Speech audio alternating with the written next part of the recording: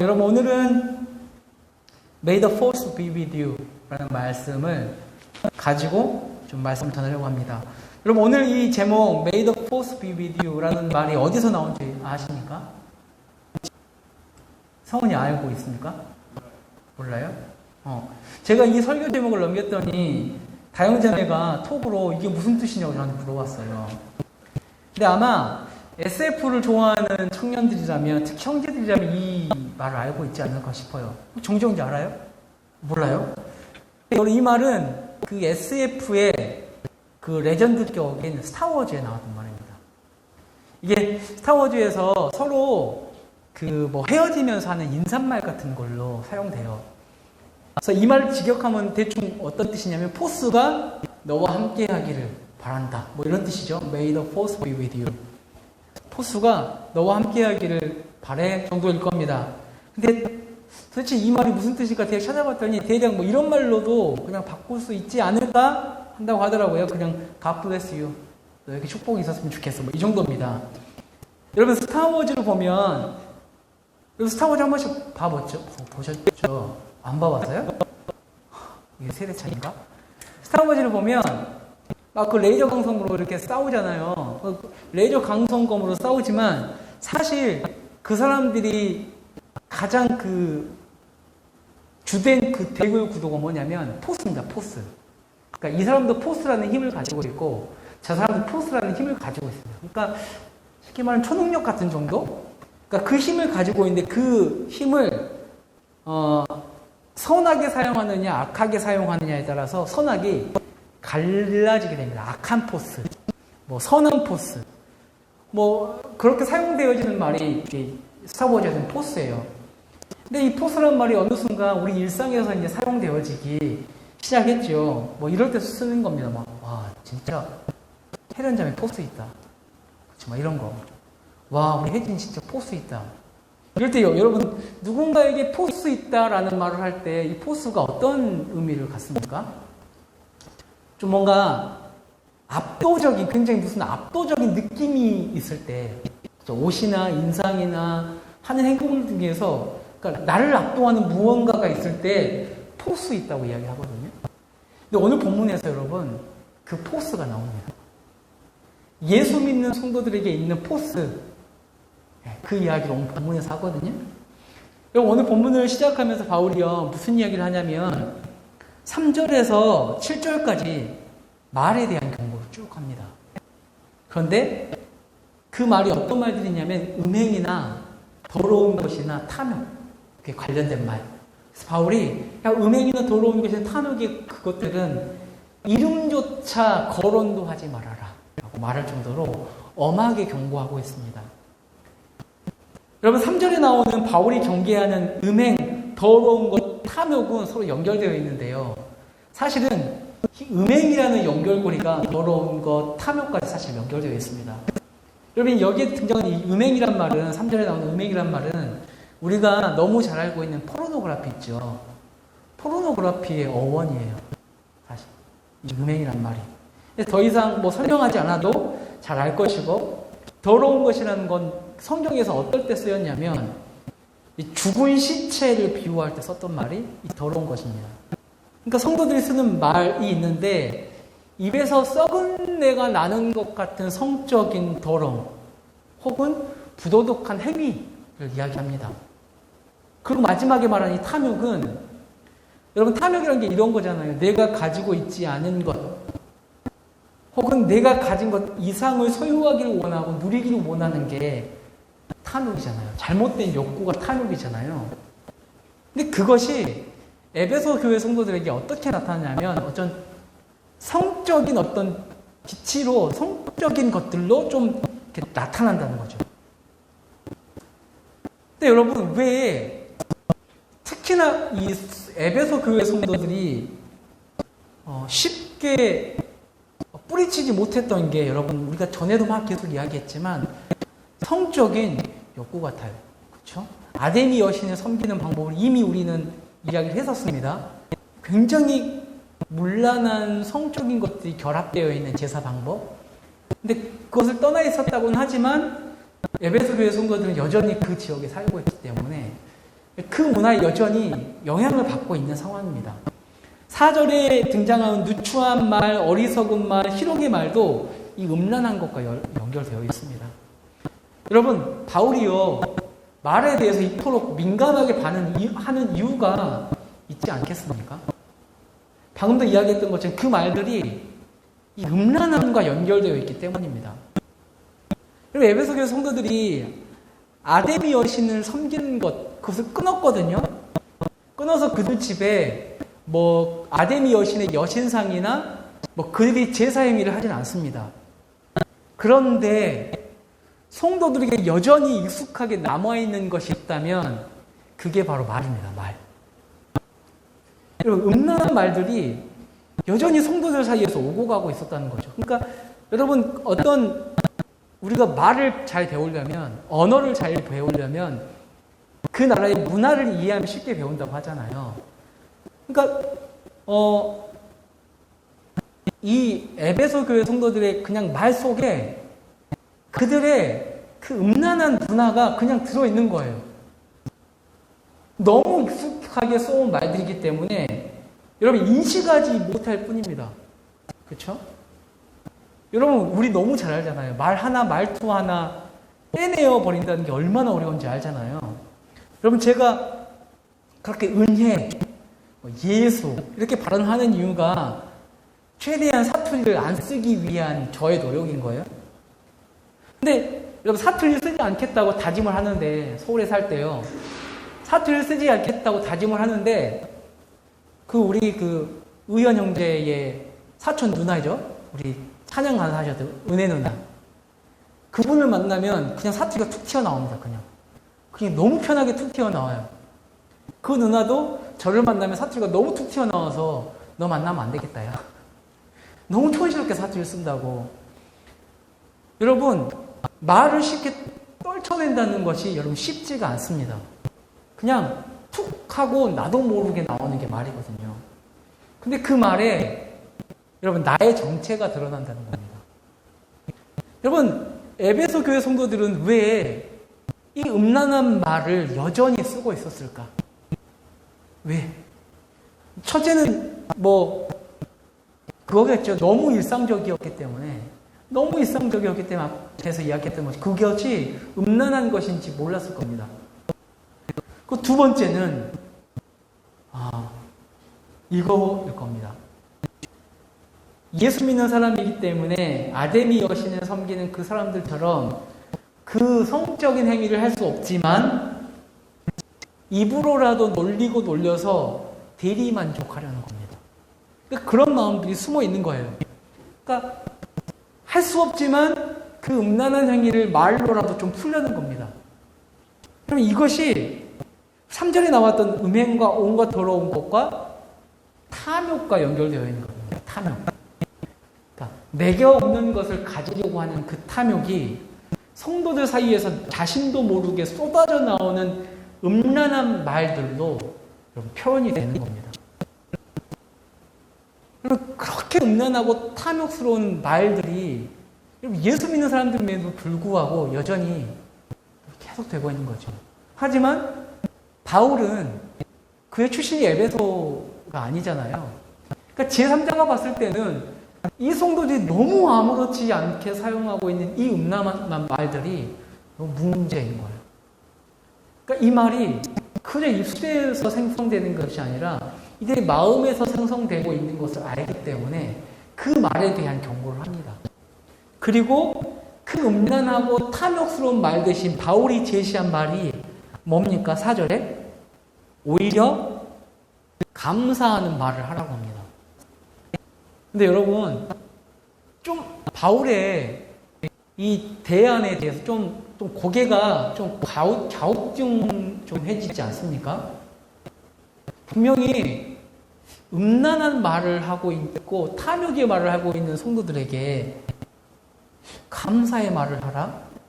왜 바울은 언뜻 보면 생뚱맞은 것 같은 감사의 말을 하라고 했을까? 여러분, 감사가요, 어떤 때 나옵니까? 내가 가진 것에 대한 만족에서 나와요. 만족에서. 하나님께서 주신 것에 대한 전적인 인정, 만족의 표현이 감사거든요. 그러니까 내가 어떠한 상황에 처해 있어도 하나님께서 주신 것이기 때문에 만족하면서 살아가고, 그렇기 때문에 욕심낼 필요가, 탐욕을 부릴 필요가 없습니다. 그러니까 하나님에 대한 그 감사, 만족은 우리 안에 탐욕을 내쫓는 거예요.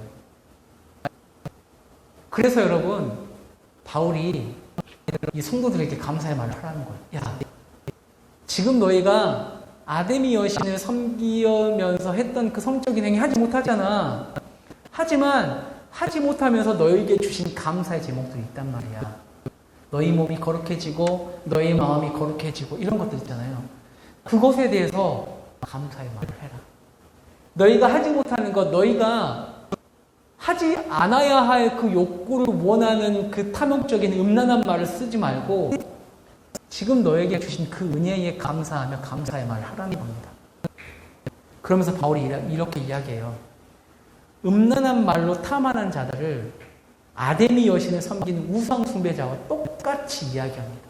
똑같다고 이야기합니다. 야, 너의 음란한 말, 네가 부리는 그 탐욕이 아데미 여신을 숭배하고 있는 그들과 똑같아라고 이야기해요. 여러분, 음행이나 더러운 일은 무엇을 가장 우선순위로 놓고 하는 거냐면 나 자신을 우선순위로 놓고 하는 거예요.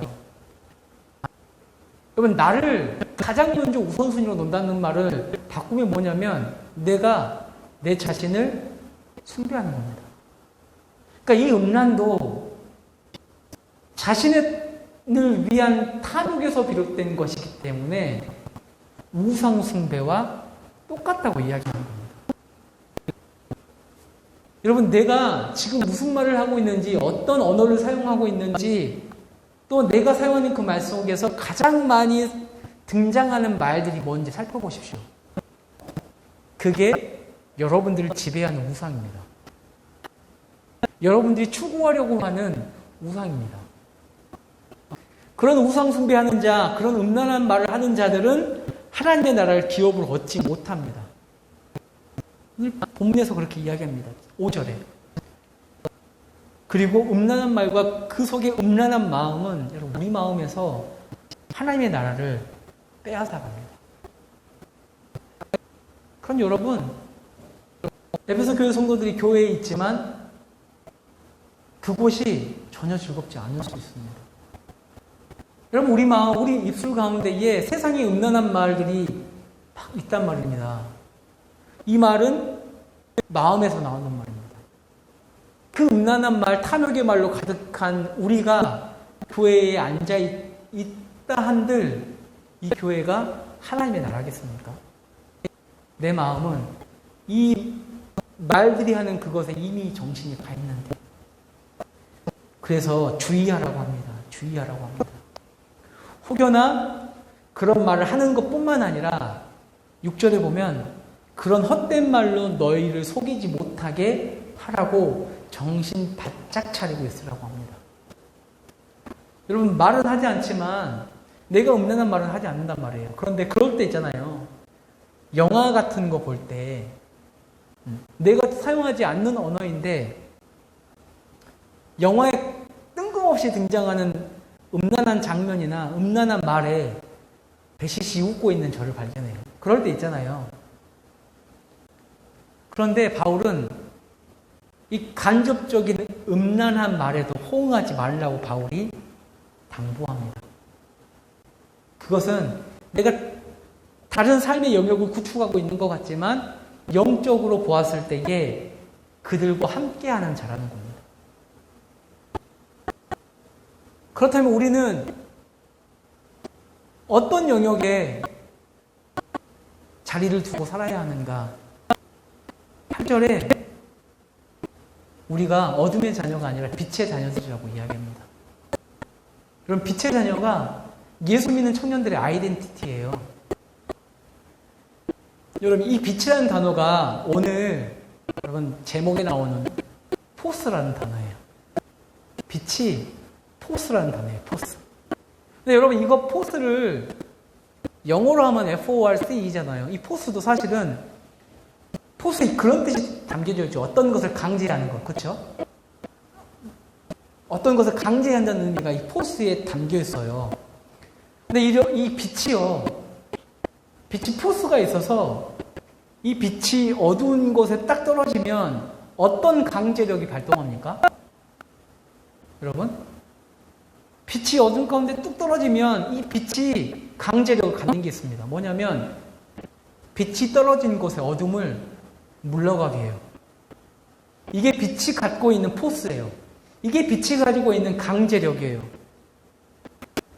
여러분, 예수 믿는 청년인 여러분들이 빛이기 때문에 세상에 떨어지면 그것에 어둠이 물러가는 게 당연한 거예요. 그런데 여전히 내 주위가 암흑이라면 그것은 우리가 빛의 자녀로 살고 있지 않기 때문입니다. 여러분, 오늘 우리는요, 바울이 확신에 찬 이 말로 선언하는 이 말을 우리 마음에 새겨야 해요. 전에는 어둠이었더니 이제는 주 안에서 빛이라. 야, 너희 어둠 아니야. 야, 너희 어둠을 물려가게 할 포스가 있는 예수 믿는 청년들이야.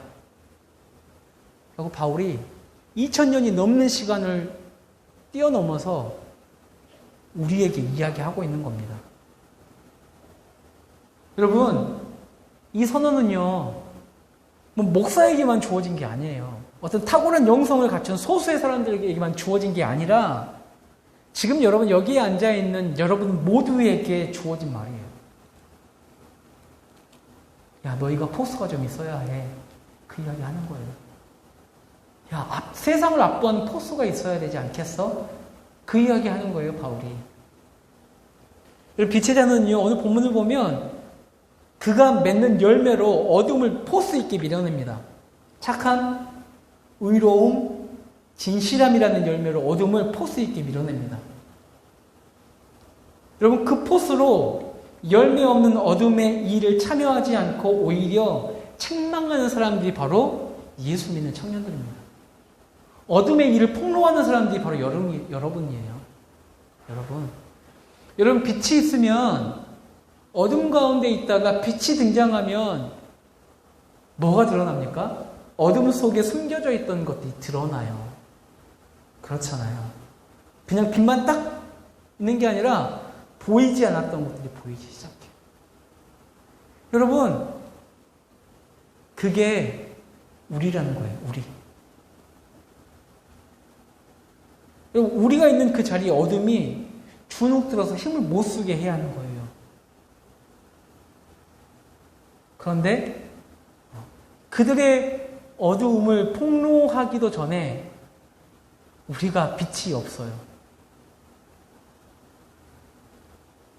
여러분, 빛의 자녀들이 주를 기쁘시게 할 것인지 무엇인지 시험해 보라고 이야기합니다.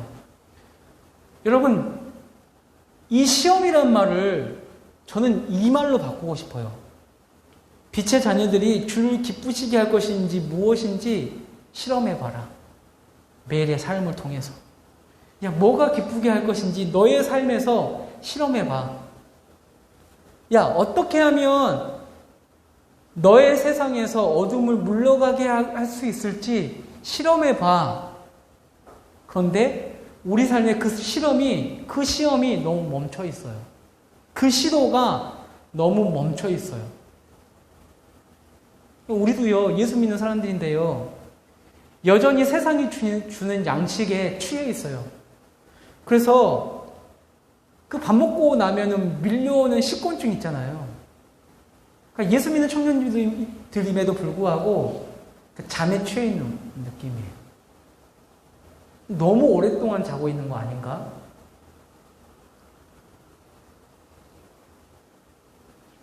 여러분, 예수 믿는 청년들이 믿지 않는 사람들이 범한 부끄러운 죄를 폭로할 수 있는 도덕적인 우위에 지금 서 있지가 않습니다. 교회의 지도자들, 교회 세습, 재정 비리, 음행으로 손가락질을 받고 있죠. 얼마 전에 구마교회인지 어떤 교회가 사실은 목사님이라고 또 이야기하고 싶지 않은데 성도들을 때리고 폭행하고 갈취해서 배당금을 줘가지고 헌금을 거둬들었어요. 그래서 뭐 70억의 재산을 모아놓고 막 삐까뻔쩍하게 성도들을 때리고 교회가 타락에 가고 있죠. 성도인 우리는 어떻습니까? 그리고 그리스도인의 삶을 살기보다는 하나님의 힘을 빌려서 세속적인 성공을 꿈꾼단 말이에요. 하나님을 섬기는 게 아니라 자기의 욕망을 여전히 섬겨요. 다른 영역에 살고 있는 것 같은데 여전히 같은 영역에 살면서 똑같은 말을 해요. 세상의 음란한 말들, 세상의 정욕적인 말들이 내 입을 통해서 이야기해요. 그럼 제가 한번 그때 그런 이야기 한 적 있죠. 제가 아는 동생이 교회를 갈 때마다 자괴감이 든대요. 이렇게 청년들, 이렇게 결혼하는 사람들 모임을 딱 하면 그 동생은 일주일 동안 내가 힘들었을 때에 주셨던 그 말씀이 어떤 말씀이었고, 내가 힘들지만 이렇게 살았더니 하나님이 이런 은혜를 주셨습니다. 이런 걸 나누고 싶은데, 모이면 집을 어떻게 살지? 그렇죠. 주식 투자 어떻게 할지. 그런 이야기를 한다는 겁니다. 그러니까 어떤 영적인 것들이 전혀 나누어지지 않는 거예요. 그러니까 그들의 입에 여전히 세상의 종욕적인 말들 계속. 교회를 와도 영적인 이야기를 전혀 들을 수 없는 것 때문에 마음이 너무 아프대요. 여러분, 십자가는 막 늘어나고 있는데요. 이 세상의 어둠을 몰아내는 빛인 예수 믿는 청년들이 없다는 거죠.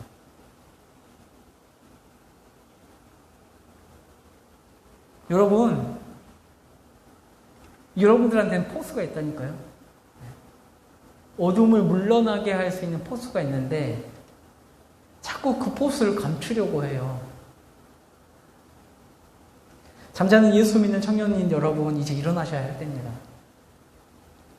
우리 안에 있는 그 포스, 예수라는 빛, 그 포스로 어둠을 물리칠 때입니다. 어둠을 폭로할 때입니다. 여러분, 어둠 속에서 깨어서 예수 믿는 청년으로 살아주십시오. 여러분의 그 삶이 어둠을 물러가게 할 겁니다. 마지막으로 외칩니다. May the force be with you. 포수가 여러분들과 함께 하길 기도하겠습니다. 하나님,